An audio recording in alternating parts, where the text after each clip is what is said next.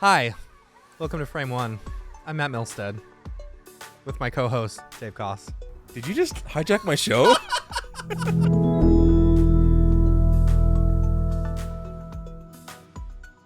Welcome to a very special Backyard Texas barbecue episode of FrameOne. I'm hanging out with Matt Milstead and Dave Koss of MoGraph.com. Hello. And also two of the three owners of Camp MoGraph, which is kind of cool. Yeah. Typically, you guys are doing the interviewing. Today you're being interviewed. Does that feel weird? Different? No, it's not the first time. No? It's fine. No. No? All right. You know, we've been on many podcasts and really. done many shows. No. At least two. At least two, right. Yeah. So, no, we, yeah, it's a little weird. I mean, I look for every opportunity in our podcast to talk about me anyway, so this is very exciting. This is like a highlight feature then. It's Right. perfect. I It's going to be the agree. Matt Milstead episode. The goal of FrameOne is to look back at the journey you guys have had through your career through the lens of like an emotional journey. And to kind of see how that felt when you first started out, Nexus Motion, first started Camp MoGraph, and also their fun stuff. So take me way back to the beginning. How did you guys meet? Okay, how did we meet? Dave, how did we meet? We met At a terrible, it was a terrible place. It was a we were Terrible doing slave place. labor basically for no money. Yep. We worked at so I got interviewed for a job as an editor, because I was mainly an editor and After Effects user. And I already worked there. He already worked there, so I was being interviewed, and they brought Dave in to help interview and stuff, and we kind of talked. I didn't think I was going to get the job, But it was the recession, so we were grabbing Yeah. for anything that we could. Right. Yeah, for sure. So I was interviewing, and Dave came in, and we were just kind of chatting, and I was like, yeah, I'd like to start a tutorial site or something. He goes, yeah, I'd like to start a tutorial site too. That'd be cool. That's apparently Dave's voice. I was going to do C4D, and he was going to do After Effects. Yeah. So anyway, I get hired onto the place. It's a terrible, terrible place. The owner was an awful, terrible person. Mhm. You know who you are. And then He'll never watch this. he won't. No. Yeah, but the work was fine. It was fine. We were doing local commercials with jingles.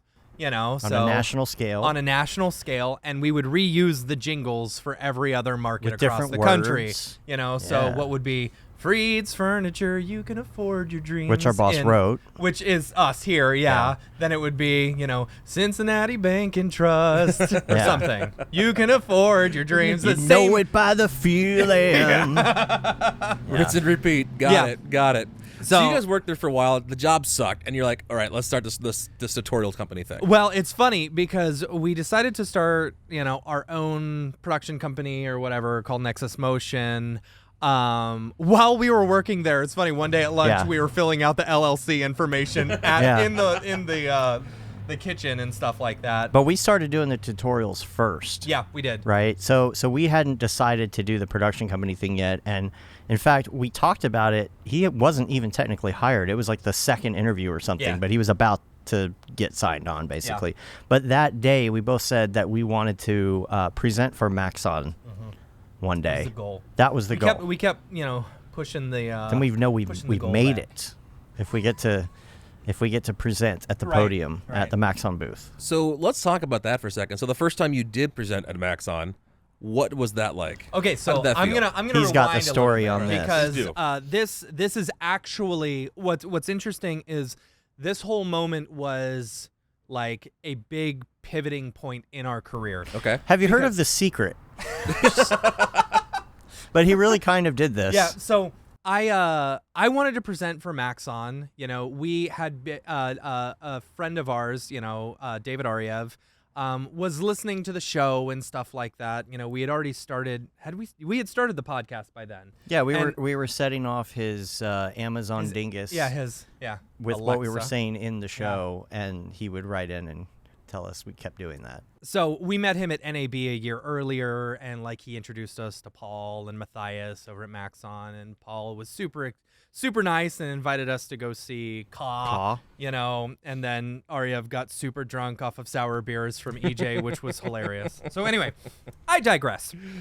So I decided that I wanted to get us to present at Maxon, and I knew the only way I was going to do that is if I made an effort to put myself out there. So Ariev was presenting in Washington, D.C. at Maxon Roadshow that they were doing. So I told my wife, I said, hey, for my birthday, because this was December 5th or something, I said, for my birthday's December 3rd. I said, for my birthday, I want to go to D.C. and I want to talk to Matthias and try and get him to, let me present, right? Yeah. So she's like, all right. So I flew up there, hung out with them. And then I spent a good majority of the time after the event hanging out with Matthias and talking and saying, hey, I want to, present at Maxon. I would love to do it. And sure enough, one thing led to another. And, clients. And so, make sure that didn't answer when I said that. But yeah, so I spent the rest of the night hanging out and talking to Matthias, and Dave and I kind of had this idea of where we wanted to take MoGraph next. I had this idea for a website. It was basically a hub to where for everything that an artist could use. You can buy your plugins there. You can see posts from other people. You can find meetup groups and join meetup groups and stuff like that. And so I start talking to Matthias about this, and he's like, yeah, I was actually working on something similar to that. And so at that meeting or whatever, just hanging out, that's when the future of MoGraph.com came to fruition, and the ideas started flowing and stuff. And so for a while it was, MoGraph, me and Dave were doing something different, and Matthias was doing something different, and we wanted it to be two different things. But then once we bought MoGraph.com for an unspecified amount from a web squatter in China, which was very scary. Once we finally bought that site, we decided to go full in with MoGraph.com. And over the course of the past, 5 years, we've been working on building this future site that we have always wanted. And I don't know when this is airing, but it may have launched already right now. You can go to MoGraph.com to check it out. If it hasn't, it's coming soon. And Paul was so great, too, because whenever we were on the show floor for the first time, we were just shooting stuff on our own about Cinema 4D, you know, and just we didn't even know everybody, but we were just there so much. He's like, you guys are spending way too much time at this booth. You want to come with us We tonight? don't want to go to the Adobe booth. Come on. So he said, why don't you come with us tonight, and then by the time we got to actually present for Maxon, we started talking to, Rick. We call him Maxon Rick. Maxon Rick. And he was kind of managing the live streaming stuff, but the way they did it only a couple times a year, it was like everything was thrown in a box and they had to put it back together. And remember how it was put back together. Remember that? Yeah, and he was. It was kind of a side thing for him because he was working on bigger things. Almost a hassle at that point. Software, So once they saw that we kind of did that stuff too, they said, "Oh, well, you want to start handling this as well." So now, rather than present. Although we have presented and run live streams, which is way too much stress. Sounds like a lot of stress. That is so much. We just do the presentation streaming stuff now. So that's a lot of things to happen really fast from going to we're going to start a tutorial site to the future MoGraph happening to now we're doing a live stream for Maxon. When you put it in the way we did, yes, absolutely. But this has been over the course of, 10 years? Yeah. So honestly, it's gone much slower than I had hoped, and really, a big reason we have been able to get where we are today with the website and the development stuff is 100% because of Otoy and, the relationships that we've built with Otoy, and the render network and stuff, and the amazing sponsorships that Otoy has given us for the website and the podcast and stuff like that. Without them, we wouldn't be anywhere. And it's fine that it's that way. I mean, it's kind of been a slow burn, but there's some trends that have come and gone that I feel like if we would have picked up too many things, it would have been it would have come and gone. Yeah. Too quick. So we're kind of playing the long game to see what really sticks around, because motion graphics is new. We don't know what sticks around. And so now we're starting to find out what's kind of baseline always there at all times and try and not follow trends, but have something like more long term. That is the struggle of working in a new industry, because we don't know what is what yet. Matt, I do want to razz you a little bit here, because we started off. Please you were talking that you were going to be the After Effects instructor for these tutorials, and I have this insider knowledge now that you love After Effects still to this day. So talk to me a little bit about that. It's hard to be an After Effects guru when After Effects is always crashing on you.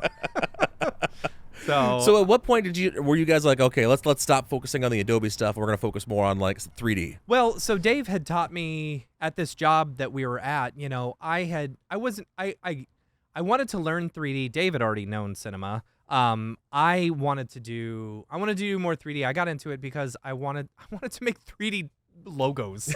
I wanted it to look cool, and so I had done a little bit of C4D, through some Grayscale Gorilla tutorials, and then I think Andrew Kramer had done one, School of Kramer, and so I had done one tutorial, and then Dave kind of taught me a whole lot more about it. He sat down with me for like 2 days and just taught me everything about Cinema 4D, at least doing titles and extrusions and stuff like that. Yeah, like some basic logo stuff. Yeah. Because that's what we were doing. We were doing a lot of basic logo stuff. The formula for doing a spinning logo. Right. Yeah. We can now take your logo and animate it in less than an hour.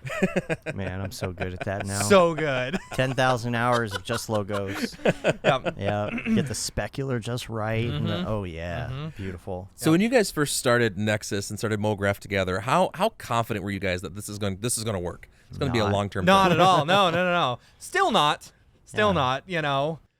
We're still trying to get to the point where MoGraph is technically our full-time job, because we're still, independent contractors. Dave is running Nexus Motion now. I'm just doing my own thing.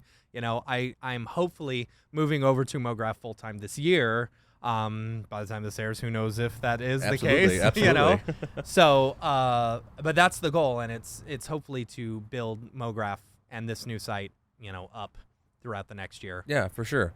So one thing I've noticed from like the few episodes of FrameOne that I've been interviewing and talking to people is the relationship between two people is critical. Like you have to be in communication, you have to be like on the same page. Dude, it's a freaking marriage. How? I think that was like Amanda Russell, our first episode. She said the exact same. You get business married for sure. Yeah. Talk to me a little bit about how you guys have had like to come together, figure out how to work together over the years. I don't know. It's funny. We slowly became friends at the place that we were working. Yeah. And then we'd go and eat lunch every day, and we got really fat doing that. Yeah. Our first common bond was Regular Show, because I was wearing a T-shirt of Regular Show, and we were at Chipotle, so we just talked about Regular Show, and then we realized we have kids and love Adult Swim and Adventure Time and all of that. So, through doing tutorials and stuff together, we started. That was first. Then we said, hey, well, we could do this stuff for clients, on the side, So at one point, I got fired from that job because the owner wanted to buy a Maserati, and he needed to cut down on some of the higher paid people. Wow. And I was one of the hired paid people because they hired me on accidentally at a higher rate. And So- I was in charge Sounds of like a pipeline. well-run place. Yeah. Like the problem was what was I? Lead editor. Yeah. Even though I'm doing graphics, I don't understand. Yeah. It was. But I was doing pipeline stuff too, right? Like I was managing the stages that these little assembly line commercials were being. Like I was managing that workflow. So like, is it being edited? Are graphics being done? Whatever. And we would get them in these batches. And when we got to the end of this period, I was looking at the schedule and I was like, guys, you realize we have 90 days where we won't have anything. We were just going hard, like, I don't know, like 10 spots a week and then nothing for 90 days. And the day that date on my calendar came, I went out of my office one afternoon and looked, and his stuff was gone. Yeah. Like right across the hallway. Yeah. So, but best thing that ever happened to both of us. Yeah. Best thing that ever happened to both of us, because sometimes you just need that push, Right. like the forceful push into something better.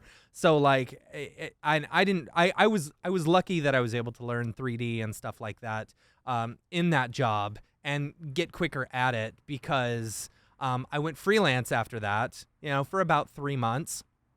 And then I interviewed for a job I actually interviewed for 2 jobs in the same week.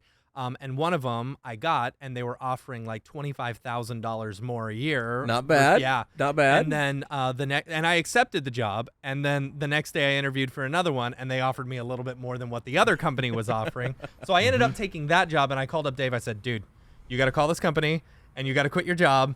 And that's ended up what happened. So by firing me, they lost out on another editor and graphics guy, which is awesome. I feel when he great called about me and that. he told me about that, I was like, I'm taking that job, because I was miserable at this point, right? Because they had fired not just Matt but other people too, and it was not going well, and I was already miserable there, and so I'm like, I'm taking that job, and The Secret.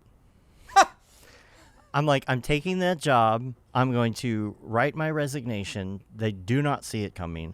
I'm going to put a bottle of scotch on my immediate supervisor's desk with the letter and say, sorry to do this to you. And we're going to go to lunch first. I'm going to come back, put it on the desk, and then I'm going to drive home, and I'm going to listen to Today Was a Good Day on the radio. And that's exactly how it went. And that's exactly what happened. I took the job. They hired me there.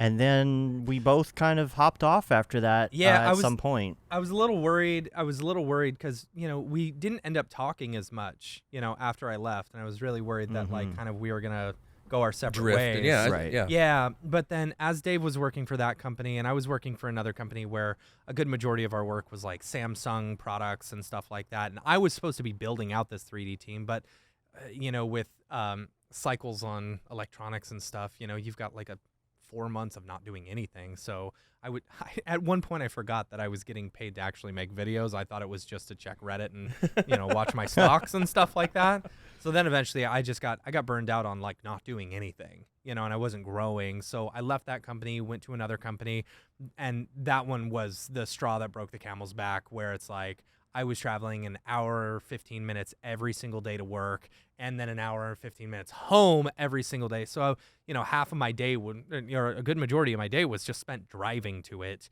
and it was run by the sales guy. Word of advice to every company: never let your sales guy run, creative. Yeah. Because every job I've had has been exactly that. Yeah, because the sales guy doesn't know creative. And anyway, so that company, every company I've ever worked for ended up going out of business, and it's no fault of mine because I've left all of them, and if I hadn't left all of them, I'm sure they'd still be in business, right? Mine didn't go out of business, but we did realize that just about every former employer of ours became a client. That's Like, one Interesting how all that of works. That's a relationship thing, I think, there. That is- Even a retainer with that commercial company we were at doing the funny jingles for. Interesting. So at what point did you guys leave your full-time jobs and start doing Nexus full-time? When we got We were at those jobs we that were we at were those just talking jobs. about So it was, getting. it was a side gig. So, and then I went Dave- first. Yeah, I yeah. went first. I hopped off of this advertising agency job that I had, very small place. They were real big in the 90s, like in print, and they were trying to get started in 3D. And we had done some 3D stuff for like Diageo, and I had brought in people from that job we were at before to come work for me. But like it just took, like I was just waiting for just a little bit of money to get that push. So it was side jobs. I had jumped off. Then I jumped off first. We got a commercial. Yep. Dave and I got a commercial For doing Masters. For like it was like a Masters. What was it? Home Like, Electronics. Home I just watched Electronics. it the other day. It was It's like a rental local company. commercial. So we built. I directed a commercial. We wrote it. And we did the whole thing. And through that, we were able to make enough money to where Dave was able to jump off first. And with that, he brought in that old company as a retainer, and we realized, okay, that retainer basically pays for one person's salary. We only need to make one more person's salary With all the across, other jobs. with everything else. Was that a scary point to make that? It's always scary, making a jump like that. It's hard to go from a place where you're comfortable to a place where you're constantly worried. Let me rephrase that in a different way then. How did you know that leaving the safety of a full-time job was the right call? I You didn't. weren't making a mistake. I didn't. You just have to have kind of faith in yourself. Yeah. Faith in that, like, your skills are good enough. that you can network well enough and that your work is decent enough to where you can bring in some work. You got to have money in the bank. You have to. You got to have a little 3 bit, to 6 months, and with 2 of us, we had to have a little more. You know what? You say it. 3 to 6 months, but honestly, you could do it as long as you get like a month or so. You got to be hustling, but there's ways to do it. Yeah. But we came up with a plan, and we always stuck with this the whole time. We never changed it. We started up with a system. First of all, Matt started a burn sheet. It's the stupidest thing in the world. You've seen Silicon Valley. They have the burn sheet on Silicon Valley. They? Yeah. That's where I remember What is from. the burn sheet? Okay, so it's so stupid in its simplicity. But like it helps relieve a little bit of stress because, Dave and I, we never really had a good like strategy for like project management, so to say, or figuring out what is upcoming and stuff. So I created this burn sheet. We didn't have enough projects. We didn't have, So he'd always say, oh, I think I got, because we kind of had our own clients, but we'd work together on projects and stuff like that. And he'd be like, oh, we got this one coming in. We got this one coming in. And he'd tell me all these and then I'd forget them. It just, oh, cool. Whoa, all right. Now on to the next thing, right? So what I did was I created the burn sheet where it's basically, okay, this is how much money we have. This are the projects that are coming in, this is when, payroll and stuff that we know we've got. All the expenses you're going to have. It's just like 5 columns in Excel, It's basically when are we going to go out of business? When are we running out of money? When do at what point do we need to panic and what point do we run out of money? And go find full-time jobs. It's all the money coming in and it's all the money going out. And the decision that we made is that we were going to do a paycheck every 2 weeks for each of us, and it was always going to be this amount. So you put that in there, and you put that on the chart as well, so that you know exactly when can you stop paying yourself. And that's the big thing. And that way you always have this regular paycheck. We're not doing a gig and saying, oh, let's just split all that money and not think about cash flow or anything else. To keep the rest of your money there and to have a plan and not just go up and down. You can have your own personal budget if you know you're going to get that exact amount of money every 2 weeks, and that's important. You say it's such a silly, stupid thing, but it seems super like having that peace of mind to know what's coming in and what's going out is kind of a big deal. Yeah. Especially you're making a leap to not having a stable job. Right. And we had been doing Nexus Motion for quite a few years before I did the burn sheet. I got so stressed out about money and incoming stuff and not knowing if we were going to pay bills that I was like, I've got to do something to ease my mind, and it's like as soon as we built that burn sheet, we knew exactly when we run out of money, exactly how much work we needed to bring in, what stuff was coming in, what stuff was going out, when our subscriptions renewed and stuff like that. And it's the amount of, or the sense of satisfaction and ease on my mind was like, okay, I know. I would do it every morning. I'd look at our burn sheet and be like, okay, we're good. Look at our bank account. Okay, we're good. I love that. It helps you know when to panic. Yeah. We got to make some sales. We got to go. Yeah. So let's talk a little bit about the relationship building side. When you were, as I understand, when you were starting MoGraph and you wanted to present, you started just chasing Max on, saying we're going to do this, that kind of stuff. Wasn't much of chasing, but yeah. but you can't chase the willing. Having that initiative to say, I'm going to go do this because I want to do it. Talk to me a little bit about that. How does that pay off for you guys long run? Schmoozy Matt. Schmoozy Matt. It's all Schmoozy Matt, right? My wife hates Schmoozy Matt. Anytime we go to a meetup or something, she sees Schmoozy Matt come out. But Schmoozy Matt has paid off, Yeah. It will eventually, But it's like I don't know. I've always been an extrovert, at least until the pandemic when I became an introvert. But I've always been an extrovert. I've always enjoyed talking to people. I've always been comfortable, talking shop and stuff like that. Yeah. So, Dave and I, we've created this, what is it? This reputation for ourselves unknowingly that we are the party planners among the 3D industry. Yeah, MoGraph on. Anytime there's like a party that needs to be, or an event or something, it's like, hey, let's call the MoGraph guys. Not to reinforce that, but the fact that I came down to shoot a bunch of FrameOne episods, right? You're like, we're throwing a backyard barbecue. There you go. Yeah. I mean, we're gonna do a meetup. We did a meetup last night. Yeah. I mean, and that really it really goes well with the website that we're developing. Our big push with it is going to be, we want to help meetup groups happen, and people to be able to find meetup groups, and because connections are so. Has that been like a big focus of your guys' careers, just connections? It's been. I don't know. I don't know about connections more so than building community. That's what it is. Helping grow and foster the 3D community. And you learn early on that you don't want to be an asshole. And you really need to be accepting of everyone, and you need to learn to be compassionate and stuff like that in order to really become successful and really foster that community, But I think one of the things that we've learned as far as how we can play off of each other is like if Matt does all the schmoozy stuff, right? Yeah. Then I'll do the planning stuff. Dave's a great producer. I come from the producing background. I used to do live shows and things. That was my other life, is doing like live concert touring and live graphics and live video switching and planning big events like that, right? So he schmoozes and does the deals. I'm like, hey, we're going to do this. And he's thing. like, oh, shit, how do we make that happen? We got to do this.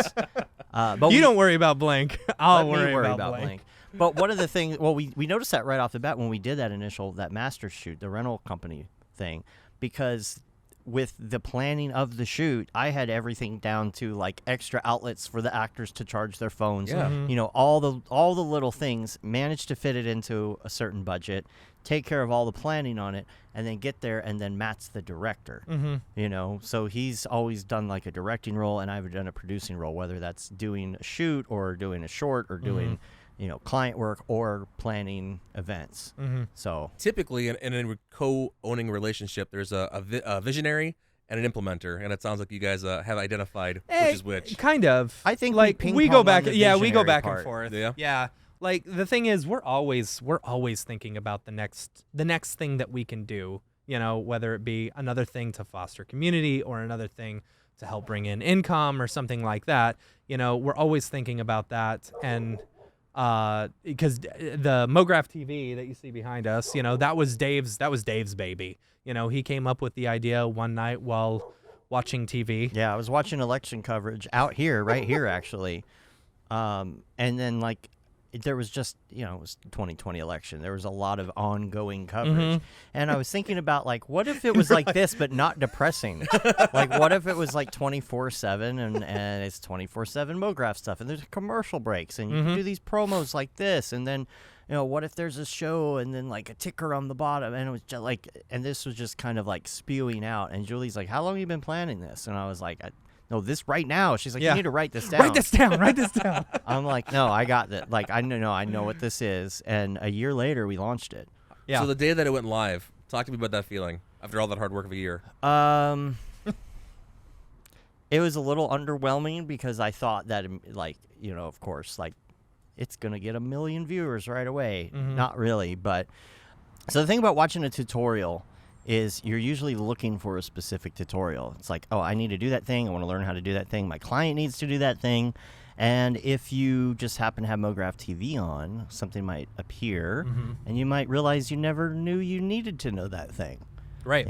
So that's kind of the way we look at it. It's something that's on the website at all times. It's something that's on our YouTube at all times, on our different channels. You can just pop it on, especially now that, TV's like, these $10. Cheap, these cheap TVs all have YouTube built in, so we don't even have to worry about distribution. Just put it on, rip the knob off. That's fair. So I'm curious because you said that when it launched, it was a little more underwhelming than what you were hoping for. When you hit a roadblock like that, how do you internalize, pivot, or what do you do differently to make it better? It's really okay that it wasn't like 1 million viewers at all times. The hard part was that I had a really big plan for like how we were gonna divvy up the schedule and do all this stuff and plan all this. But since not as many people watched it as I'd like, I found a great way to automate the whole process, which in the long run is a better way to do it anyway, because it just doesn't take as much maintenance. So now we can throw in programs wherever we want. I could put the thing on autopilot for 3 months at a time and wouldn't have to touch it. So that's what it is. And it's just about bringing all of these different creators together and bringing like Rocket Lasso and Maxon and everyone into one place, and you could just put that on and get a great mix of everything. And just because, it hasn't necessarily done as well as we would like at the beginning, once the whole plan is to move over to MoGraph.com full time. And once that, is a thing, for us, it's like it gives us more time in order to do that extra work. Yeah. The extra work that needs to happen. Yeah. It was a challenge for me to just figure out how to do it, though. That's what I loved about it, because now people are asking about it. People are like, oh, how did you do that 24-hour thing? And so now for me, it's just, it was one of those hyper-focus things where I had to figure out how to do this. And once I figured out how to do it, I didn't really have an interest anymore. And then I figured out the automation. That was the next part. But yeah, I think that it'll continue to grow. We'll put some more live stuff on there, more partners and things. And people will eventually, the word will get out, on shows like this. Absolutely. So another big thing that you guys have started or been a part of is Camp MoGraph, which is where I met you guys, how I met you guys in the first place. Talk to me about the birth of that brainchild. Well, when a boy idea falls in love with a girl idea, the birth, right? We were actually at Half Res. We were 2017, 18, somewhere in there. So really, Mark Cernosa. 17. I don't know. Mark Cernosa was the big. This was his baby. He was driving through the hills of Vermont one day, and he'd see all these cabins or these really big houses, and he's like, it'd be cool, to get a bunch of motion designers to rent out an Airbnb together. That's where it started.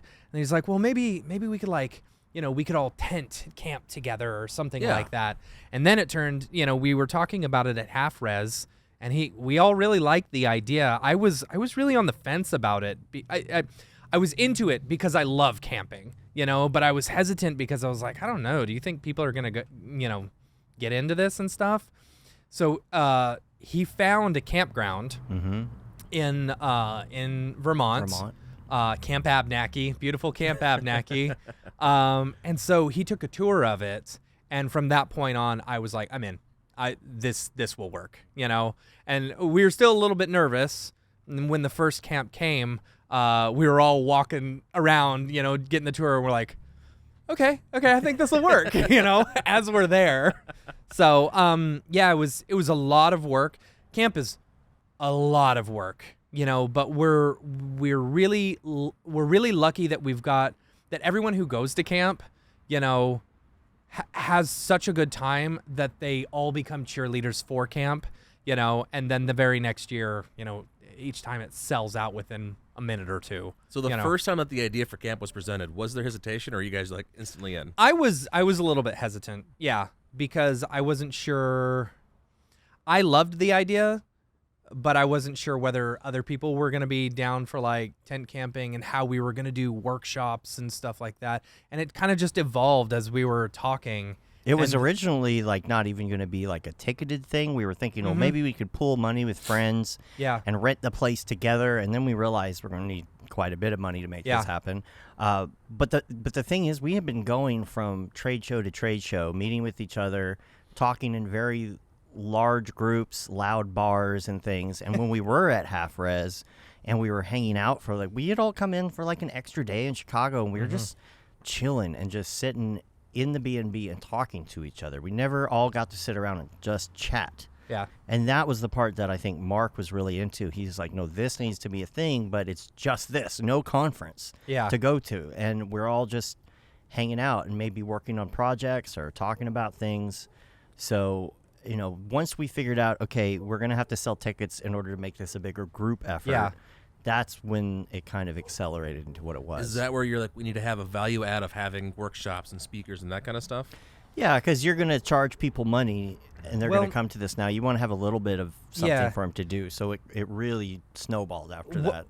As far as the workshops go, our initial idea was like, okay, let's get back to basics. You know, let's do like a hands-on sculpting thing. So we wanted to make it feel like camp, like a summer camp, but we also wanted it to feel like more focused towards, you know, our industry and stuff like that. So, you know, we had hands-on sculpting.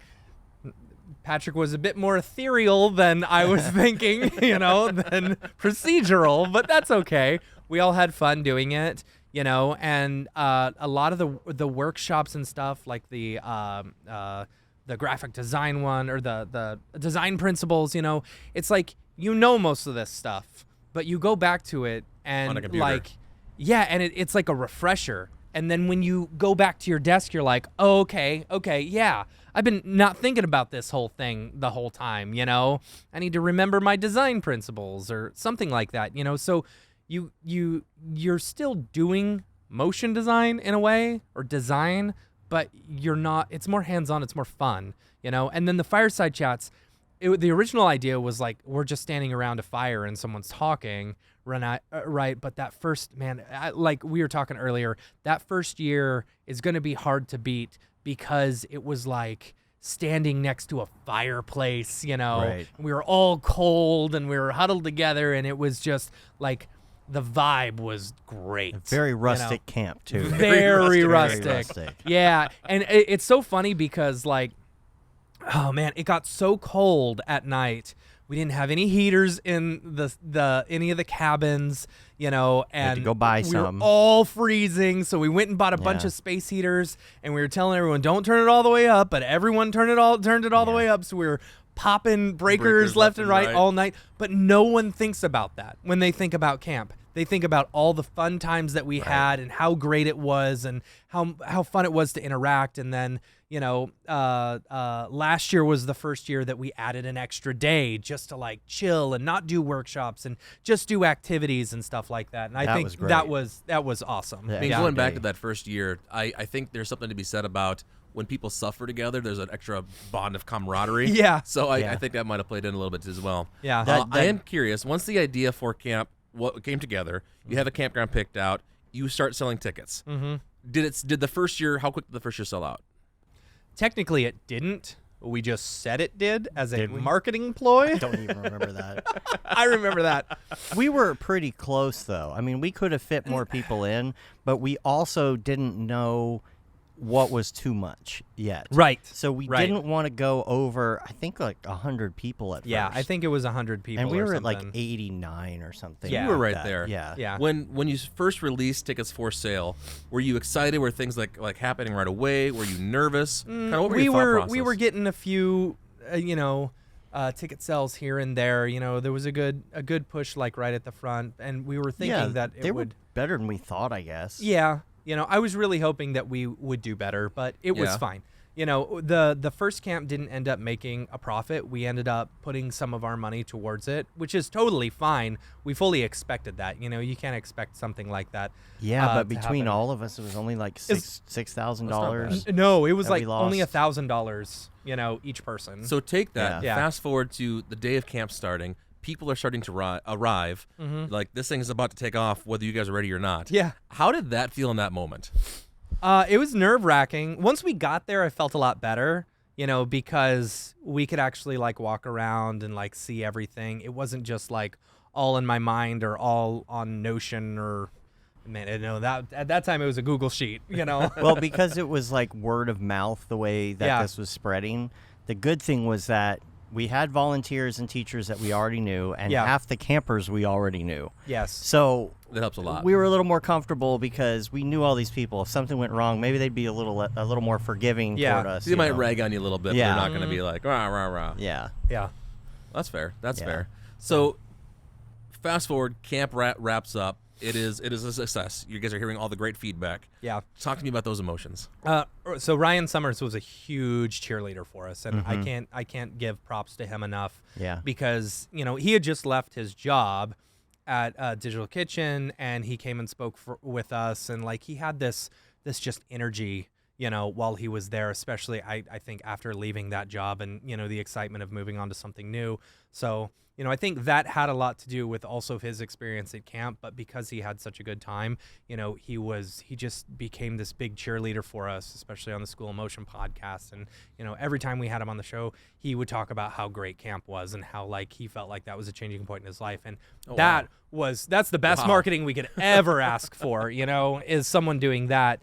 And, everyone really had a good time at camp. There was a woman who came to the first camp. Her name's Anna, and she said if you didn't leave camp feeling like you had joined a cult, you didn't really go to camp. And really, that's what it felt like. It was great, But yeah, hearing all the positive things and like seeing all the threads on Twitter, it made all the stress and everything worth it. Like we weren't sure whether we were gonna do Camp 2, but after it was a success, we immediately started planning Camp 2.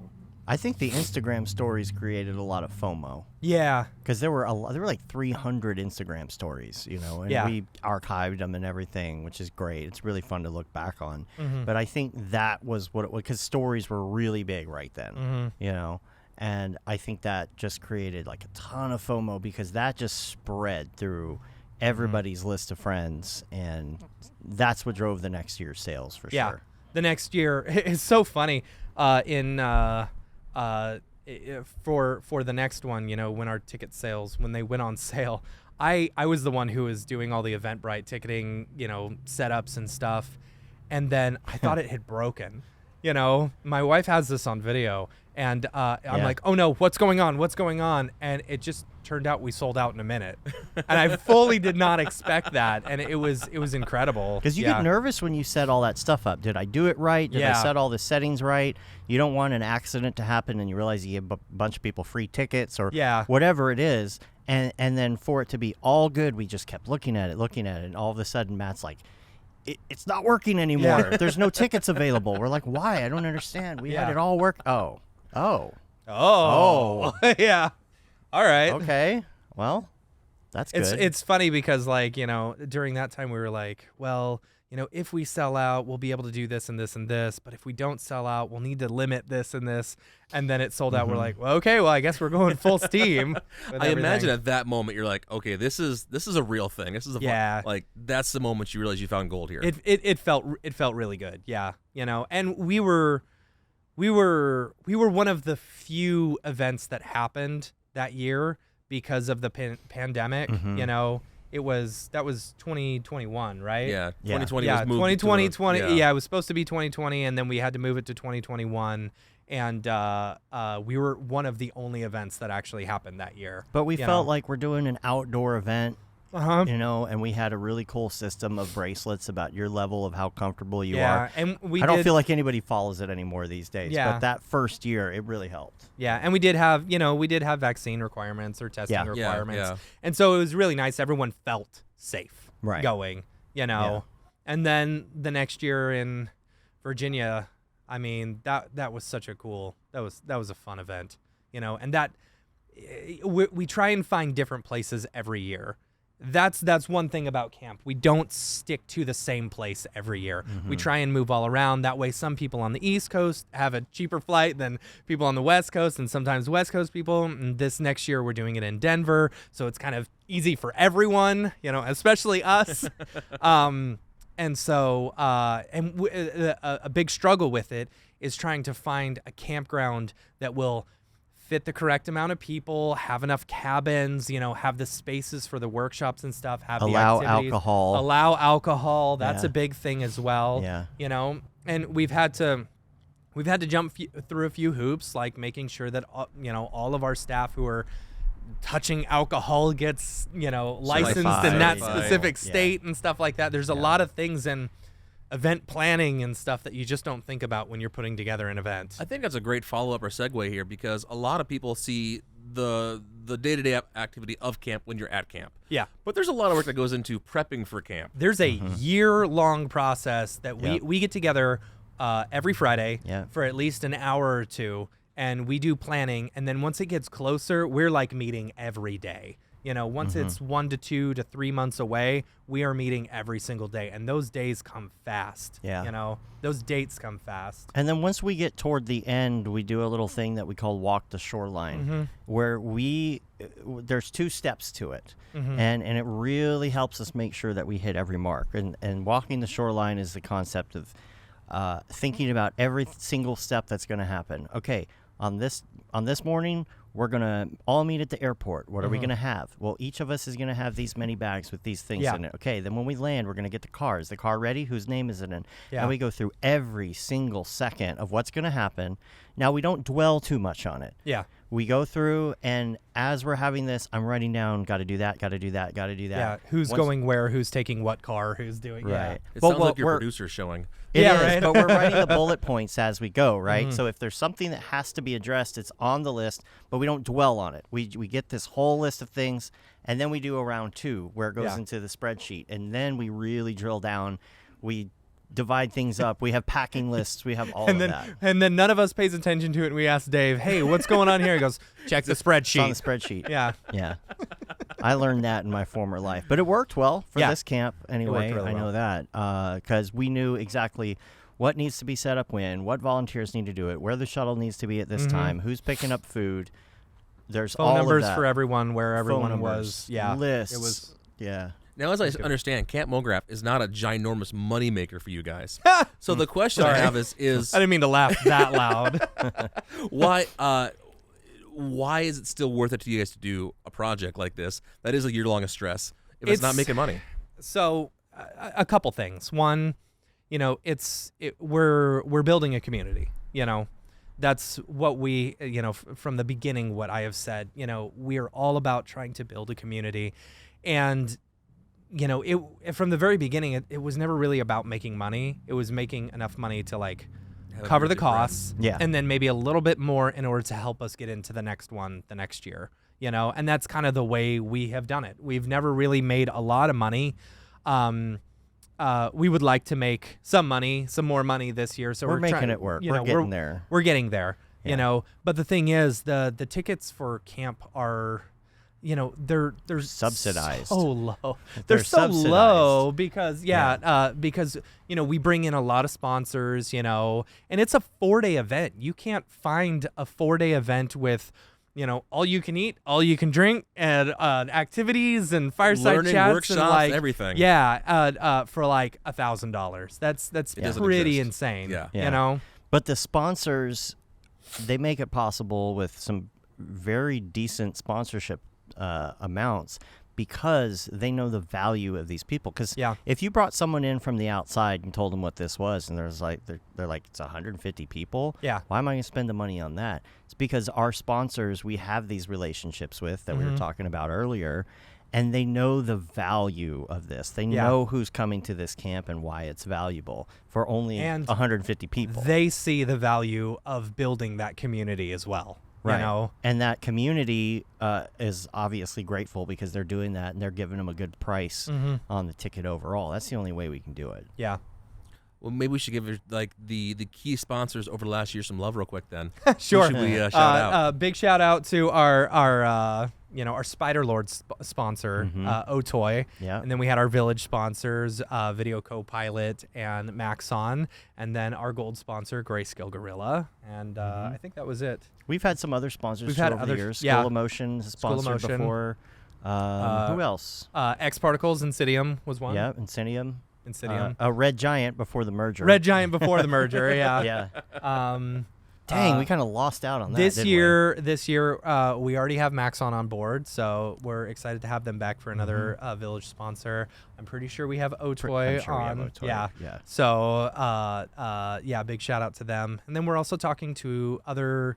What's great about this, about having a successful event like this, is some of the hardest things that come with it are trying to find workshop instructors, you know, and trying to find fireside chat people and trying to get sponsors and stuff like that. But with it being successful, this is the first year we've had a lot of people come to us. Right. And it's like, wow, that's It's a good That's spot to that's be a little in. I less feel good about stressful, that. you know. And one thing we always want to keep in mind whenever we're building this event is we want to make it feel as inclusive as possible, you know. So we try and bring in, you know, an equal amount of, you know, male, female presenters and stuff like that, so it doesn't feel like it's just, you know, Broy. guy broy. party. Yeah, exactly. We don't want it. We want to really help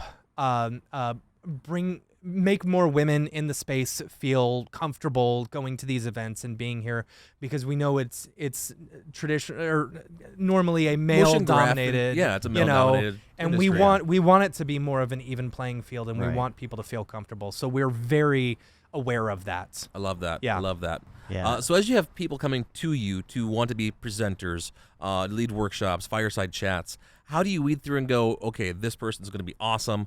We're going to maybe push this one off the side and maybe talk later. Well, we make sure they have at least 1 million Instagram followers. We have to. Our CPC has to. No. We just, you know, a lot of times we go to other places and ask for suggestions, because sometimes you get caught in this clique. You know, Yeah. even if the clique is our 1,500 person Slack, it's still a clique, and we try and find other cliques. Well, what are y'all into right now? Who are you following? You know, especially Mark. I think Mark's really into that. You know, talking to other people to just get an outsider's perspective of okay, who do you admire in the industry? Are they 2D artists, 3D artists? Sometimes there's, you know, you get focused in on a certain part of the industry too. Like if you're really into, you know, like super slick octane renders, you're not really going to know much about a 2D like After Effects person who does like their own art with paintings and then animates it. I've actually been really surprised. We get a lot of graphic designers as well coming to camp. You know, not just 3D animators or even producers. Even producers coming to camp. You know, it's really cool. It's a good diverse amount of knowledge that comes to camp. And when it comes to fireside chat, we generally look for people who have had a little more experience in the industry, because we Bit want more success too. Success, like people that we can learn from their successes and mistakes. That's what fireside is about learning from the wise master, you know. I don't know if I can use that term anymore. But learning from the wise people who have gone through all the ups and downs, and they have great advice from you. And then in the workshops, you might be learning from somebody who is new. A lot of times, especially because it's maybe in a new field. You know, we've talked about doing all sorts of stuff. You know, could we do VR? Or could we do you know, these new up and coming things, or AR or something? Somehow integrate that with camp. Right. But it would be cool to have somebody new in the field, because most of those people are new in the field because the field is new. Like maybe like Don Allen, or someone doing AR or something. That would be somebody who's very fresh into it. Maybe not a fireside chat person, but a great workshop instructor. And there's a challenge with that too. You know, there's a challenge with having the correct camp. It's finding the space and making sure it's not too bougie, you know, and not too rustic, you know, and that you can the people that you bring in and the workshops you're having are not too technical, or like don't rely on, you know, electronics too much, or that they're all not just like presentations or something. You want to have the that hands-on. you've got hands-on stuff and it feels campy and stuff like that. So it's really a big balancing act. It really is. So for the people who have never been to camp before, how do you ensure that they don't feel intimidated or left out? Because, you know, people see their friends there again. Hey, I saw you last year, year before. How do you make sure everyone feels welcome? We really push the idea of, you know, not just sitting around when you're eating dinner or whatever. And I do this myself to make sure that, you know, I'm going through and meeting everyone. We tell people just, you know, switch it up, you know, go meet everyone, different. You know, feel comfortable with everyone. We're all here for the same thing. And with camp, everyone's on a level playing field. You know, the person you're sitting next to may have 2 million Instagram followers and, you know, making millions of dollars, but it doesn't matter because they're still doing motion design just like you're doing motion design. They're Right. dealing with the same problems you are, and y'all all paid the same price in order to get to camp, right? Right. You're all sleeping in a bunk. Is there a level of expertise or requirements you should have before you go to camp? No, Oh, not at no. all. The thing is, we all talk shop, you know, we all do stuff, but like honestly, if you're in college, just making those connections is so important. There's people who have come to camp who were very off the beaten path. I was like, how in the world did you ever even find us? Yeah. You know, because they're doing things that are, I wouldn't say not art, but not what I would consider like motion graphics related at all. And I'm like, wow, how did you find us? Or maybe it's somebody who brought someone with them that's like maybe an editor or a videographer or something, and they're kind of in the industry but not. And even that right there, you're good. You can come to camp and have fun. Or and there's learn. even a few people who are motion designers who bring their spouse, you Yeah, know, that too. just because they want to have a good weekend Yeah. together, you know, and that happens. Yeah. Absolutely, And they end absolutely. up realizing how much they love it. Yeah. You know, they learn about animation with flip books or something, you know. Well, before I let you guys go, I do want to say thank you so much for like coming on FrameOne, talking to us about everything here. I'd like to give this quick moment for you guys as a value add to just promote the website, anything else new and exciting stuff you want to talk about, and kind of go from there. Go to MoGraph.com. Yeah, sign up for the site. Create a meetup group. You know, create a community. Do that. You know, you'll be amazed at how much better you get as both a motion designer and a human being when you create that community full of people, you know. And if you want to meet more people online, hit us up. Yeah. We got our Slack, we got our Discord, got our weekly show, we got MoGraph TV, we got classes, we got everything on there. Everything. So, yeah, start there and meet someone, and then come meet up with us in real life so we can say hi for sure. Yep. That's the best. Love it. Well, Matt, Dave, thank you guys so much for being on the show. I appreciate Thank it. you. Thanks. That's it. This episode of FrameOne brought to you by MoGraph.com. My first sponsor. Let's eat barbecue now.